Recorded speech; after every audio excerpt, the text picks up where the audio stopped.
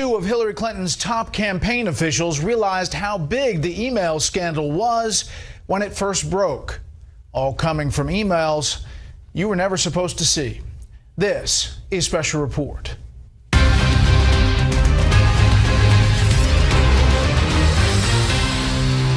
Good evening, welcome to Washington. I'm Brett Baer. From its launch, it's fair to say the Clinton campaign has been obsessed or preoccupied with secrecy. And now, with internal conversations from hacked emails put out by WikiLeaks for the world to see, we're learning that, as suspected, that secrecy led to Hillary Clinton's use of a private email server in the first place. And today, emails revealed just how in the dark her top aides were kept when word about that private server hit the news. Chief National Correspondent Ed Henry has details in our top story. Even the top two officials in Hillary Clinton's campaign were kept in the dark on the full extent of her email scandal by either the candidate herself or others in the inner circle. As the story first broke, campaign chairman John Podesta wrote to Robbie Mook, "Did you have any idea of the depth of this story?" Mook, the campaign manager, responded, "Nope. We brought up the existence of emails in research this summer, but were told that everything was taken care of." That came as the New York Times posted its first story late on March 2nd, 2015, about Clinton's use of a personal email account as Secretary of State. A dramatic sign the potential next commander-in-chief shares critical information with only a couple of trusted advisors like Huma Abedin and Cheryl Mills. Another new email shows while Mills was chief of staff at the State Department, she was extensively discussing Clinton Foundation business and other matters with Podesta on her Gmail account, and pointedly warned if a note was sent to her state.gov account, quote, "As a reminder, government email is maintained as federal records." The secretiveness and political damage was too much for liberal activist Neera Tanden, who wrote Podesta on the email scandal in the summer of 2015, like whole thing is bleeping insane.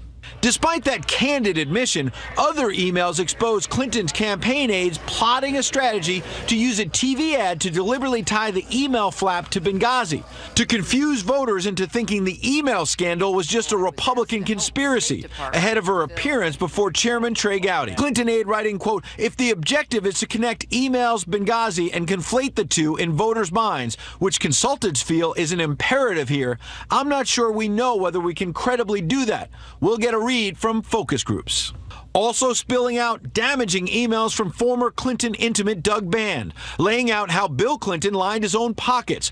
A 2011 memo revealing the plan, quote, yielded more than $30 million for him personally, with $66 million to be paid out later. Another Mook email said he was aligning with the White House and Debbie Wasserman Schultz to hire a top aide at the DNC when they claimed to be neutral, a sign the deck was stacked against Bernie Sanders. Brett? Ed, thank you.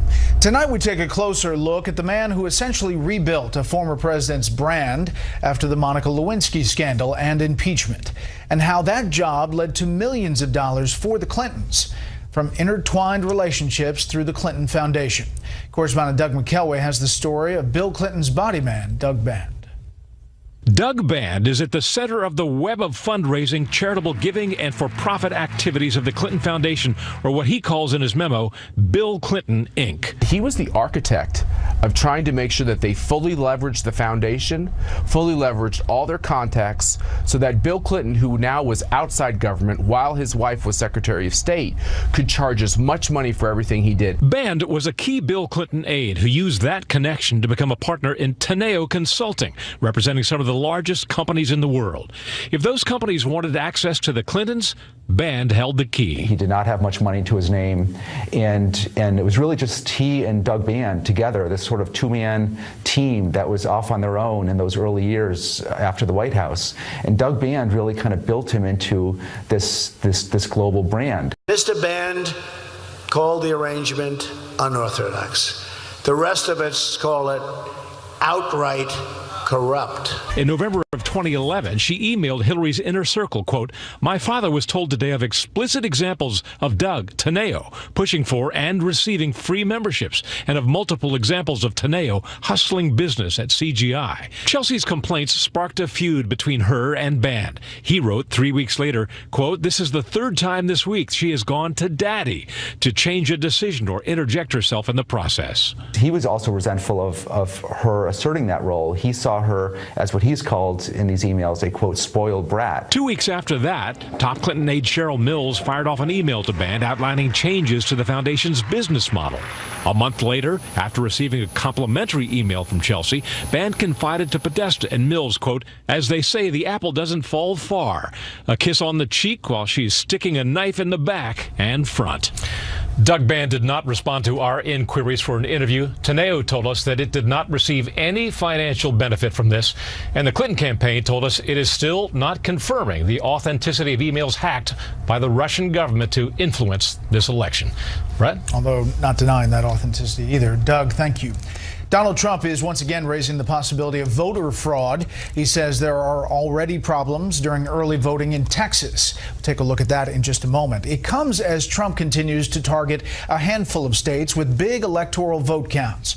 Chief political correspondent Carl Cameron is with the Trump campaign tonight in Geneva, Ohio, where the nominee will hold a rally in the next hour. Early voting is underway, so make sure, get out and vote. We don't want to give this away.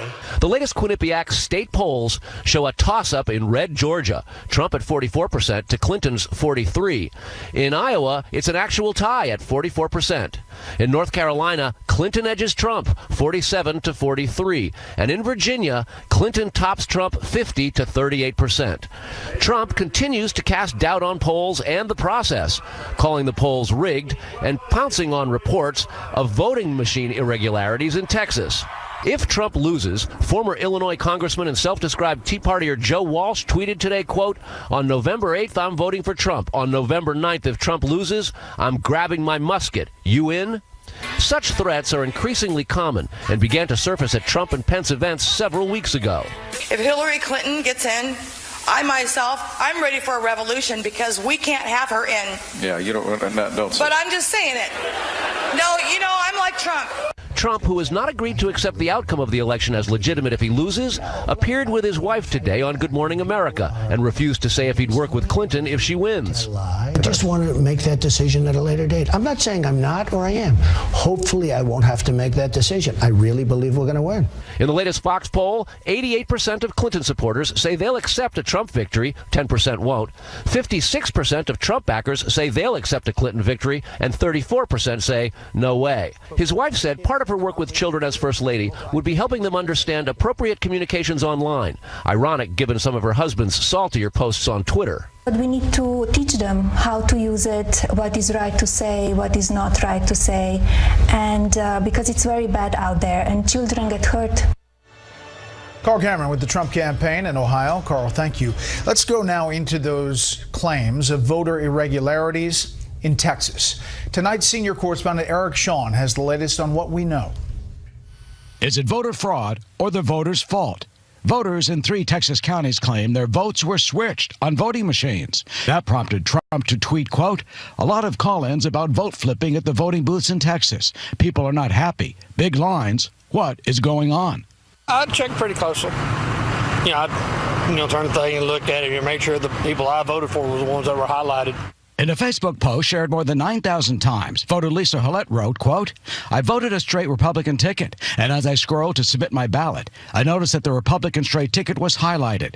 However, the Clinton Kane box was also highlighted.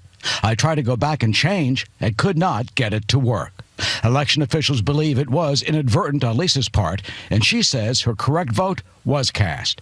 In Chambers County, officials blamed a software programming error for machines that simply skipped a race, and that has now been resolved.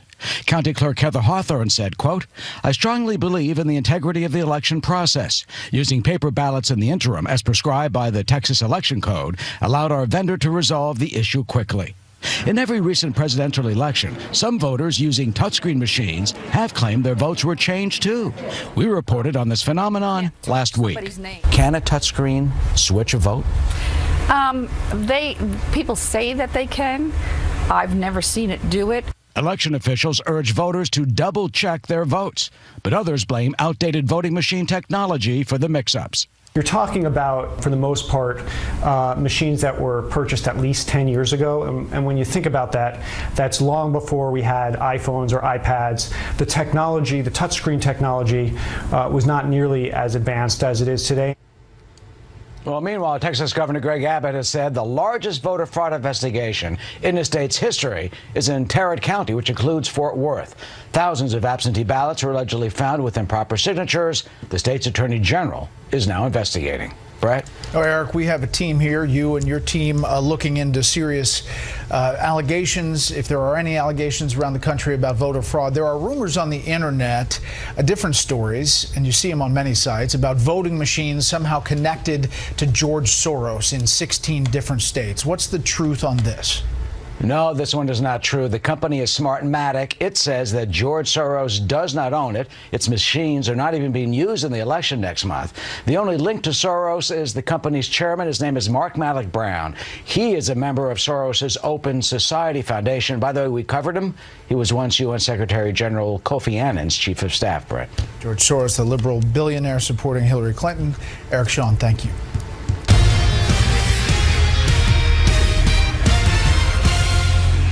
In our Issues That Matter segment tonight, immigration. It came in at number 9 on our list of most important topics this election season. That's by polls. Some people were surprised by that positioning, but immigration, of course, is a particularly strong issue in Texas. The two presidential nominees could not be much further apart. Correspondent Casey Stiegel reports from the Lone Star State. They're bringing drugs, they're bringing crime, they're rapists. I am staunchly in favor of comprehensive immigration reform. Two very different opinions. We have some bad hombres here, and we're going to get them out. One contentious topic. I don't want to rip families apart. I don't want to be sending parents away from children. How to tackle the issue of immigration. For Frank Schuster, like so many Americans, it's a little scarier. This is not about rhetoric. It's personal. You want a drug dealer coming through your backyard every week? Frank is a vegetable farmer in McAllen, Texas. His sprawling land butts up against the Rio Grande River. In this part of Texas, water is all that separates Mexico from the United States. The border is a porous border. People coming across, thousands every month. But he says he's torn. While security is paramount, Schuster also needs a robust workforce. Our labor is getting tighter and tighter. Every spring, we lose crops. Under part of his immigration plan, Donald Trump originally called for immediately deporting the estimated 11 million illegal immigrants already calling the U.S. home. He has since said he'll focus on kicking out drug lords and criminals first, and then after building his wall, make a determination on the rest. Though a Trump supporter, Schuster says he's afraid of what that could mean for his farming business, considering an estimated 70% of the country's agriculture employees are undocumented. If you take 70% of the workers in any industry and try to get them out, it's going to be devastating. Across town, it concerns me greatly. Othel Brand Jr., a lifelong resident of McAllen, is also pondering the implications of each candidate's position. It's real hard for us to listen to people come down and tell us how safe it is. Brand says he's in favor of Mr. Trump's platform. The first thing to do is to stop the illegal traffic. While Trump's strategy is keeping people out, the cornerstone of Secretary Hillary Clinton's immigration policy has been comprehensive reform, including securing the border. She vows to create a pathway to citizenship within her first 100 days in office. I still can be a good citizen. I can be a great American citizen. Marco Malagan came to America at age 17. He attended high school and college in Texas, an option that wouldn't have been on the table under Trump's plan. As senator in 2003, Secretary Clinton co-sponsored legislation to protect people like Marco, and she still very much supports it. All we want is an opportunity for us to be able to stay with our families, and succeed in the American dream. There is one facet both candidates agree on: extreme vetting and criminal background checks for not only immigrants coming in, but refugees as well, Syrian or otherwise. Someone like this woman. It's impossible not to cry, to leave everything behind. Andrea says her husband was kidnapped by cartels, so she fled her native country of El Salvador with her 2-month-old daughter. She says the journey took about 14 days before finally arriving at the Texas-Mexico border and surrendering to Border Patrol. I was very afraid. I was afraid for her. I was afraid that she would get sick, that she would die. Back on Frank Schuster's farm, he says he feels compassion for people like Andrea and others who truly want a better life for their families, but he can't help but wonder at what cost. We've just got to get control of the people coming across, that we know who's here. A recent Fox News poll shows 77% of all registered voters actually support a path to legal citizenship versus mass deportations. And pluralities of Republican primary voters echoed those sentiments earlier this year in nearly every state with an exit poll. Brett? Casey, thank you. Tomorrow we continue our 10-part series, The Issue Tomorrow, Foreign Policy, as we continue all of these issues that matter along the way to Election Day. The current First Lady and the former First Lady who wants to be the next president made their first joint appearance of the campaign this afternoon. It happened in a major battleground state where there also happens to be a key Senate race up for grabs. Fox News correspondent Jennifer Griffin is covering that story tonight from Winston-Salem, North Carolina. We go high when they go low. So you were out there working your hearts out for my girl. Here's the thing that I just want to tell you all. Because this has been a draining election. But I urge you to please be encouraged. Timing is everything in politics. Early voting at polling places started last Monday in North Carolina, where the Real Clear Politics average shows Clinton up 2 points against Donald Trump. Indeed, dignity and respect for women and girls is also on the ballot in this election. And I want to thank our First Lady for her eloquent, powerful defense of that basic value. The last debate and the revelations in the Access Hollywood tape led to a bump among women voters for Clinton, but the drip, drip, drip of WikiLeaks emails orchestrated, the U.S. intelligence community and campaigns say, by Russia to harm Clinton is causing the drop in poll numbers. A new Fox News poll shows Clinton has hit a new low on honesty and trustworthiness. 67% of those polled say Clinton is untrustworthy. Today, another leaked email shows even Clinton's closest campaign advisors have struggled with Clinton's baggage. Neera Tanden, who is overseeing Clinton's transition team, wrote to John Podesta in July of 2015, "Do we actually know who told Hillary she could use a private email? And has that person been drawn and quartered?" Michelle Obama and Hillary Clinton were not always close. Concerns about the bullying rhetoric unleashed during this election has brought the First Lady out to help deliver Clinton's strongest closing argument for tolerance and acceptance. They are trying to convince you that your vote doesn't matter, that the outcome has already been determined and you shouldn't even bother making your voice heard. They are trying to take away your hope. Michelle Obama never mentioned Donald Trump by name today. She reminded the crowd that her husband won North Carolina in 2008 by just 14,000 votes. He lost in 2012, even though the Democrats held their convention here.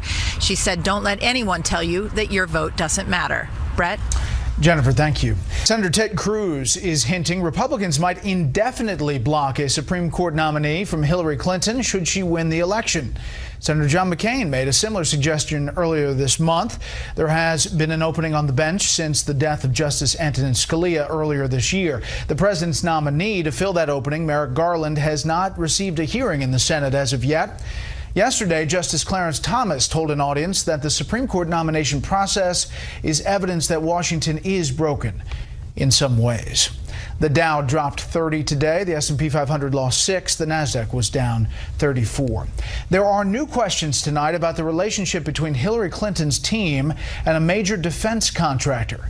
money changed hands, a lot of it. And now it is yet another perceived impropriety the Democratic nominee must answer for. Chief Washington correspondent James Rosen has exclusive details in the story you'll only see right here on Fox. In early 2012, as Hillary Clinton embarked on her final year as Secretary of State, Raytheon, the leading defense contractor, yearned for a bigger slice of the action of foreign military sales. So the firm, according to federal lobbying records obtained by Fox News, hired 3 lobbyists, among them Heather Podesta, whose brother-in-law at the time was John Podesta, now famous as Hillary Clinton's campaign manager and the subject of daily WikiLeaks revelations. In 2012, John Podesta held the title of Senior Advisor at the Department of State. Records show Raytheon also hired 2 lobbyists at the powerhouse D.C. firm DLA Piper. All 3 lobbyists were big-time donors or bundlers for Hillary Clinton in 2008 and 2016. Between them, they've raised hundreds of thousands for Clinton's campaigns and earned hundreds of thousands lobbying her on Raytheon's behalf. Everything I did as Secretary of State was in furtherance of our country's interests and our values. Approving foreign military sales at the time was Assistant Secretary of State Andrew Shapiro, whose previous job had been as an advisor in Clinton's Senate office. Shapiro now resides at Beacon, the consulting firm he co-founded with Clinton press aide Philippe Reines. While there's one person who has, final sign-off, that one person can't do it without a whole body of evidence and analysis and review and interagency consensus before they get to that point. In the end, Raytheon's gambit worked, as the firm in 2012 snagged at least 17 foreign military sales contracts worth $26 billion, including 3 for sales of advanced weapon systems to Qatar that alone accounted for $19 billion. An email from a Clinton Foundation official published in the 6th of WikiLeaks releases from the John Podesta archive shows that the year before, Qatar had pledged $1 million to the Clinton Foundation to mark Bill Clinton's birthday, seeking in return a 5-minute meeting with him. After Clinton stepped down as Secretary of State, Raytheon appears to have discontinued its lobbying relationship with Heather Podesta and stopped using DLA Piper to lobby its state. The appearance is akin to one of those pop-up stores that materializes just to sell Halloween candy or July 4th fireworks for a seasonal need, and after that seasonal need has been met, vanishes. The only considerations that are factored into the foreign military sales program is the furtherance of foreign policy objectives of the United States of America, and not the efforts by external groups to lobby, as you say, or to influence that decision. The Republican National Committee said the lobbying effort undercuts denials from the Clinton campaign that there was no pay-to-play culture at the Clinton State Department. The people that sought access and had and stood to gain from access to the State Department didn't agree, and that's why they made these hires. These lobbyists that were hired, their experience was getting access to Hillary Clinton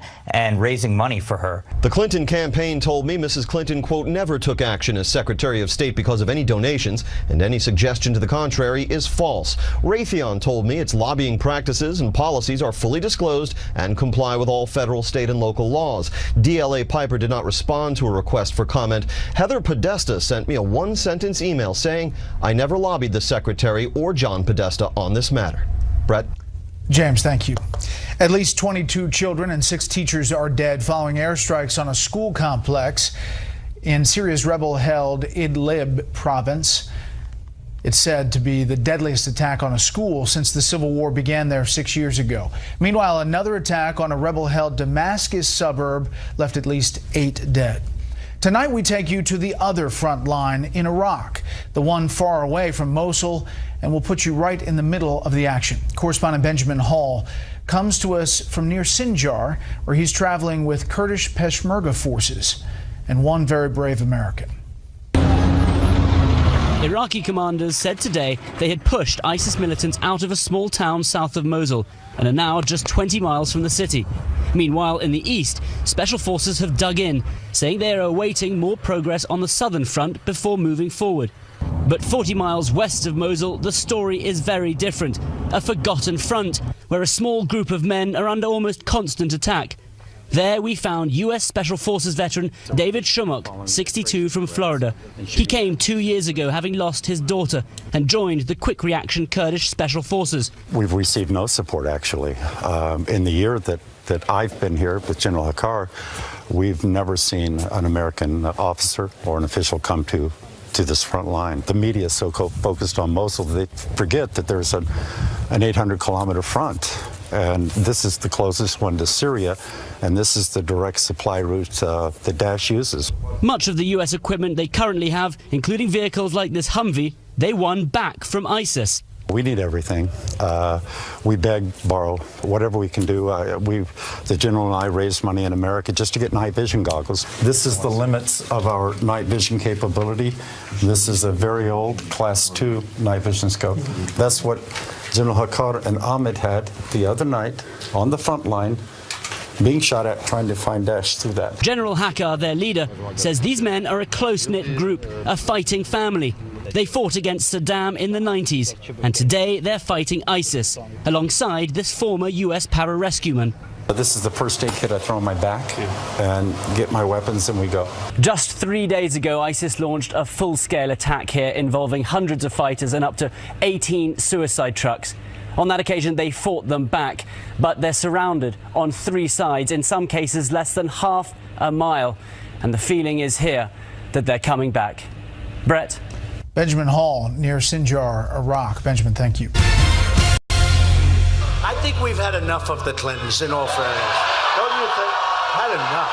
I mean, at what point do we say it? Hillary Clinton is the most corrupt person ever to seek the office of the presidency. And so I hope, after all North Carolina has gone through with the efforts to suppress people's votes, you will turn out in the biggest numbers ever to say, no, we demand the right to vote. So when you hear folks talking about a global conspiracy and saying that this election is rigged, understand that they are trying to get you to stay home. The First Lady on the trail with Secretary Clinton, also Donald Trump out and about. Let's take a look at the SR average, the poll of polls here. We have it at Clinton plus 5.2 nationally. That includes Fox News, Washington Post, ABC, IBD, TIPP, that's Investor Business Daily. That is in this group of polls, Pew and CNBC. With that, let's bring in our panel. Lisa Booth, columnist with the Washington Examiner, A.B. Stoddard, associate editor at Real Clear Politics, and syndicated columnist Charles Krauthammer. Okay, Lisa, they're making the closing arguments. Michelle Obama, it looked like really helping and trying to energize the turnout with young people, especially in North Carolina. Well, and that's exactly what they need to do. And I think what we're looking at right now is a race that is tightening, and the leads that Hillary Clinton does have are not insurmountable. Whereas if you looked at this race after the Access Hollywood tapes leaked, then we were talking about potentially losing the House. So I think if you're the Republican Party, you're feeling a little bit better about the situation as far as where the Senate majority holds as well as the House holds. That being said, Donald Trump is looking at a really tough road to victory. I mean, he's not only got to keep states like Arizona, Georgia, Texas, and Utah, but he also has to flip states that Romney lost in 2012 that are going to be tough for him, looking at Nevada, Florida, Ohio as well. So I think we're looking at a tightening race, but Hillary Clinton's still up. You know, AB, we see these polls about Georgia, about Arizona, Texas. Most of the experts in those states say they're not going to go blue, but there are some of those polls that are really tight, and that they say it's maybe not a trend, but about this election per se. Right. If Hillary Clinton were to win in Georgia or Arizona, I don't think it's a permanent Democratic realignment in those places, but it does require more resources, trying to get out the vote in Texas, where it's looking close, trying to hold Arizona as a red state, where she has something more than 30 field offices, and I think Trump has none. I mean, this is still something that in the end, it costs money and manpower, and it's stressful as the party tries to mobilize its supporters. They don't want to be protecting, Hillary trying to block in red states. And so she would argue it's worth all her resources, because with a good ground game, what if it was close and she could push it up 1.5 points and take a state simply because she had the boots on the ground. That's why you see them going there, and they stash the money in advance in case an opportunity like this arose. Charles, I want to ask you about these emails and what we're seeing inside them. First of all, Cheryl Mills, she's the former chief of staff for Hillary Clinton, and one of these WikiLeaks emails exchanges, at the end of it, she points out that in a note to send it to another account, not state.gov, because she says, as a reminder, government email is maintained as federal records. In other words, don't send it there if you've got something to tell me that we shouldn't be saving. Well, look, this brings us back full circle to where we started. The original question was, why does she have a private email? She said convenience. Obviously, that was ridiculous. She was carrying around a whole lot of devices. It was obvious she was hiding something. And think about it. She set it up in 2009, before becoming Secretary of State. So she anticipated having exchanges that she would not want anyone to see. So we've been asking ourselves on this set for a year almost, what exactly didn't she want people to see?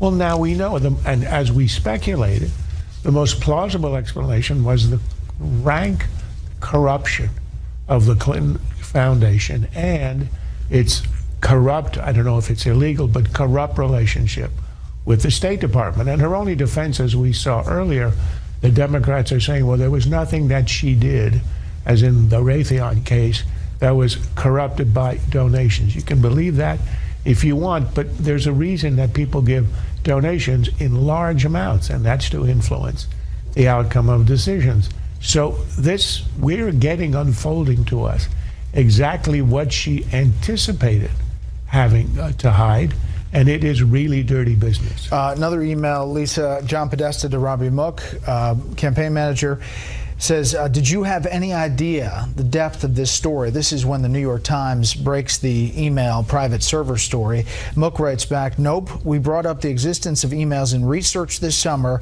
but we're told that everything was taken care of. I mean, those are two top officials in this campaign saying they had no clue.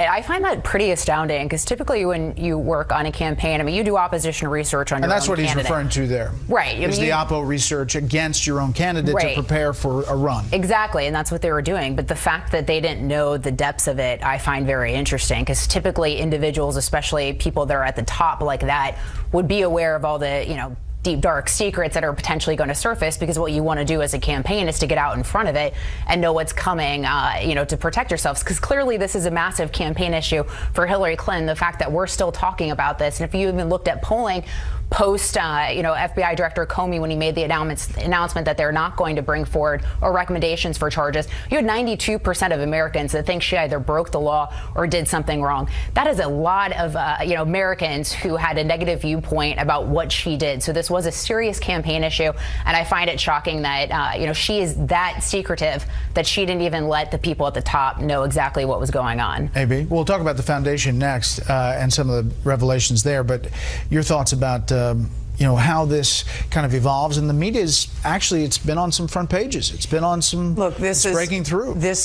I'm not surprised, because she's extremely secretive and she only trusts a few people. And I believe that Uma Abedin and Cheryl Mills are the two that actually always know what she's doing, but there are not a lot of other people. And when people, you could see Neera Tannen from Center for American Progress and Podesta and others talking about, hey, maybe we could mitigate this damage. Is there any way to prevent this? The optics of this are terrible. And it always comes from the top. She feels entitled. She's completely politically sort of obtuse and tone deaf. She feels she can do whatever she wants. Nothing ever smells wrong to her.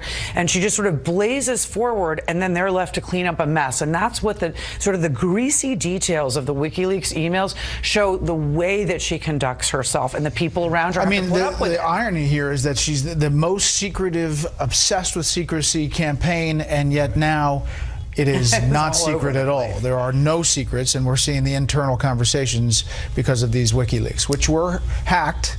And there was one more reason, as we saw in one of the emails, because she thought she could get away with it. And to answer to the question of why wasn't all this released 16 months ago, get it out of the way. And that's the history of the Clintons. They have always gotten away with it, including, the famous story of the Monica Lewinsky scandal. It breaks. Clinton calls in his pollster. He says, what happens? He says, if you confess, you're done. You got to resign. You're out of here. So he lies for, 8 months? And in the end, that worked. He got away with it. All right, next up. That's what she has learned from her 30 years. Next up, who is Doug Band, and how did he make millions? for the Clintons. That was the former president trying to unwind what is a very tangled web of fundraising, charitable giving, and for-profit activities led by a man named Doug Band. Well, these WikiLeaks emails have produced a lot of information about the Clinton Foundation. One of them is a giant memo from Doug Band about for-profit activity of President Clinton. Independent of our fundraising and decision-making activities on behalf of the foundation, we have dedicated ourselves to helping the president secure and engage in for-profit activities, including speeches, books, and advisory service engagements. In that context, we have, in effect, served as agents, lawyers, managers, and implementers to secure speaking, business, and advisory service deals in support of the president's for-profit activity. We've also solicited and obtained, as appropriate, in-kind services for the president and his family for personal travel, hospitality, vacation, and the like. Neither Justin nor I are separately compensated for these activities. We do not receive a fee or percentage of the more than $50 million in for-profit activity we have personally helped secure for President Clinton to date, or the $66 million in future contracts should he choose to continue with those engagements. There are many more of these emails that show specific engagements.